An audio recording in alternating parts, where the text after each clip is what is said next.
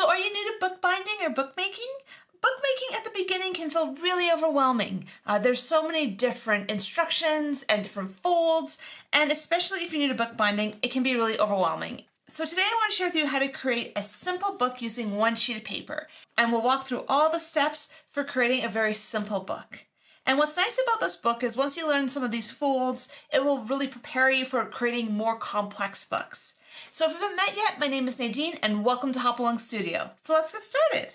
So before we start, I wanted to show you a basic snake book. And basically a snake book is created with one sheet of paper, and you'll notice it has these weird folds in them, and that's what makes it a snake, because of the fact of the way it folds and bends. And this is how we can create a square book using one sheet of paper. So you can use any sort of paper for this book. For this one, I use 90-pound watercolor paper, but for the one today, just so that it will show up well on camera, I'm just gonna be using some scrapbooking paper.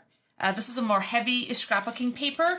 I tend to find that around 90-pound paper makes for a nice sturdy book, but you do need to be careful. Some papers are coated and they bend better, other ones don't bend as well. So it's something to be really aware of when you're choosing your paper. And that's why I like using watercolor paper, is that you can basically just use watercolor paper, color it any color that you want, and it bends really, really well. And this particular book, I painted every page individually. The other option is you take your piece of paper, you add any paint or design that you want on it first before you fold it. That's another option. When it comes to the book dimensions for a snake book, you always want to end up with a square book. To size this book up or down, it's a matter of doing the math. So to decide on the size of your square, and take the size times 4 for the length of your piece of paper, and the size times 3 for the height of your piece of paper. Because we're doing a 2 3/4 inch square book, we're using 11-inch piece of paper by 8 1/4 inch piece of paper. I've also included on my website a full article about this with step-by-step instructions if you want to refer back to that, including some different sizes that you can use for your book dimensions. So let's talk about mountain and valley folds. For a valley fold, it has this sort of dimension. So basically you end up with the lowest point being the valley, and the paper on the highest points would be sticking up. The opposite of this is a mountain fold, where your mountain is the highest peak and the paper is moving in the other direction. I wanted to share that with you just because often in bookmaking you'll hear valley and mountain folds, and that's what they talk about when they're talking about using a mountain or a valley fold. So for this book, we want to start by folding our piece of paper in half. So basically I'm taking the right side and moving to the left, and then you just basically run your hand down the piece of paper. Now you want to open it back up again, and now we have a valley fold. And now that we want to flip it into a portrait orientation. And now what we want to do is take the top and fold down to that valley fold, crease it, and open it up again. And then we also want to do the same thing on the bottom, bring it to that center line. And it's a little hard to see on this video. And that's part of the reason I was trying to use the colored paper, because I thought it might be a little bit easier to see than just on white paper. And we open that up again. So really, we should have something that looks like this when it's all closed up. But when you open it up, you end up with your 3 creases on your paper when it's in portrait variation.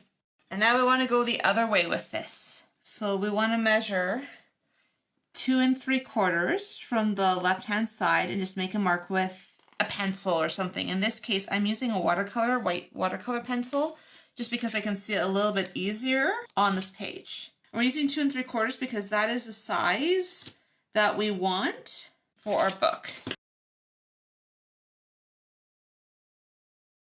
And now we want to take the piece of paper from the right-hand side, fold it to the left, and line it up to this side, and then you're going to crease it.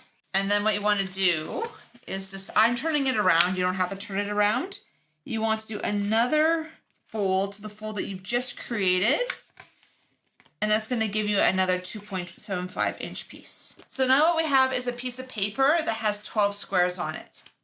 And so this is what I do if I don't have a scoreboard. I'm going to show you very quickly how you can do this with a scoreboard.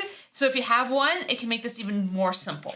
So here I have my scoreboard. And because I know that I want to create a 2 3/4 inch book, So I would score 2 3/4 inches. And you want to flip your paper around. Flip it around and then do another one at 2 3/4 inches. And then here we do it again at 2 3/4. We do it at 5 1/2. And then I flip it and I do another one at 2 3/4. So now you basically created a piece of paper that has all the score lines, and all you would need to do is just quickly fold them. And that's a way is if you want to have something that's a little bit more precise, or you're using thick paper that may not fold easily, this is a really easy way of being able to get the same type of folds and the same results just using a scoreboard. Okay, so we want to add in marks with a pencil onto our piece of paper so that we know where we're cutting. So I have 1, 2, 3, 4, 5, 6, 7, 8, 9, 10, 11, and 12. And you want to not press too hard with your pencil because you want to be able to remove it easily after the fact.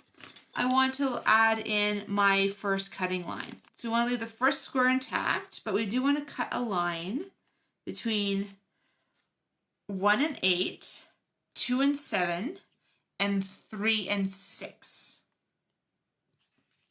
So we're just going to draw that line in there so we know where we're cutting. And then we want to cut a line between 7 and 10, 6 and 11, 5 and 12. So I'm going to go from here and I'm going to add in my next cut line. So now we have an option. We can basically use a ruler, we can use a cutting mat and a knife, and we can actually cut these. The other option is you can just use a set of scissors, but what I'm going to do is use my paper cutter. This kind of just helps me line things up, get a really fast and quick line. So I know that I want to have a line up to this point here. So if I stop my paper cutter here, I'll be good. And then we want to basically move it over and we want to catch our next line. So if we're lined up to 5 1/2, we should be in about the right spot. And we don't want to cut all the way through. We want to cut it to this particular line. So now you have a piece of paper that looks like this. Everything is connected both at the top and the bottom, and you have your spots in between. And I'm just going to take a minute. I'm just going to remove all of my eraser lines before I fold this thing up. So now that I've removed my pencil lines, now all we have to do is fold the book back and forth. And because you've added in all those really nice folds in there, it should fold really easily. So when you hit the corner, you basically just want to fold it and then just keep going. And there you go. So now you have your little 2 3/4 inch tiny little book that you can decorate and use. And so you'll always notice that we have a little section here that folds and a section here that folds. And that's part of being a snake book. And that's why you call it a snake book, because it's basically one piece of paper that turns and moves. So because I'm using thicker paper for this book, it may not want to lay super flat. You could actually add like a piece of extra paper here to have a bit of a heavier cover to hold in place. The thing I'm going to do right now is just use my awl to make a little hole in the book. And I'm going to add in just a piece of thread here. This is just some decorative thread that I found. You could also do this with a piece of ribbon as well. There's lots of options with that. And so what I'm going to do is just take a length of it. I'm just going to tie a little knot here. And that's just going to hold that in place so it doesn't fall off the book. And I'm going to gather the book around. And I'm going to just bring that around a couple times. And then we're going to basically take this and we're just going to tie a little bow.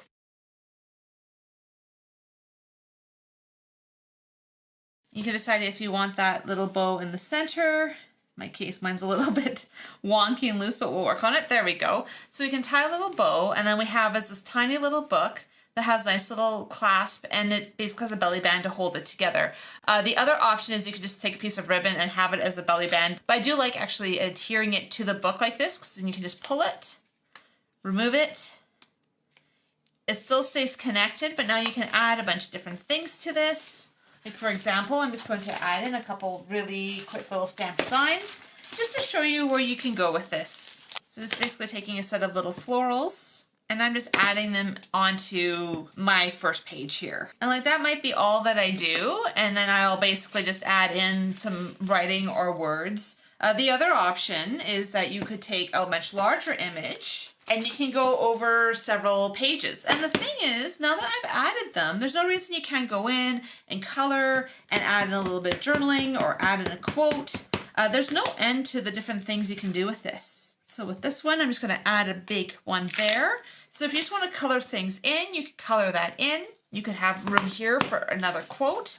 And so you could really use one set of stamps and make it a fully themed book. You could also use this and add in some of your favorite poetry, your favorite quotes. I like using these as gratitude journals. Like this one here is actually my quote book where I was talking about focusing on the good for this year. I love the word Kaizen. That for me is 1% better every day. And so that's a reminder to me to always try to think of becoming 1% better every day. And so you can use them for a lot of different things. I think these make fantastic gifts. They don't take very long to make, so they're a really fun and creative way of just using some of the materials you already have to create cute little books. And it's nice because you're only using one piece of paper. It helps you from getting too precious about it. I know that when I'm working in a large art journal, sometimes I get a little bit precious about my work. And that was part of the reason I wanted to share this particular book, because not only is it easy, but because of the fact that it's with one piece of paper, if you make a mistake, if it goes sideways, it's okay. You take one other piece of paper and you try again. And it's just a really fun way of creating a little book that you can create lots of different things in. And now you know what a mountain valley fold is. You now know how to basically make a concertina, because that's what this is when you move several pieces of paper into the center like this. This is considered a concertina fold. And so that's a really nice way of learning a basic fold for bookbinding. So I hope this is giving you some ideas on how you can create beautiful little books for your creative practice. And if you're looking to upsize or downsize these books, just check out my website. I do have the article linked below, and that's just a place that you can get some of these different sizes and maybe reference back for all the directions on how to create this book. And if you've enjoyed this video, if you could like, subscribe, and just hit that notification button so you don't miss out on any future videos. And I would love to hear what you think about this book. I'd like to know if you've ever created a book like this before, or if this is completely new to you. And so this week I thought I would let the algorithm decide on the next video for you. So click here to see the video that it chose for you. And I would love to know which video it chose for you. And feel free to also leave that in the comment below. I would love, just out of curiosity, just to see what the algorithm thinks the best video is for you. So I'll see you in the next video.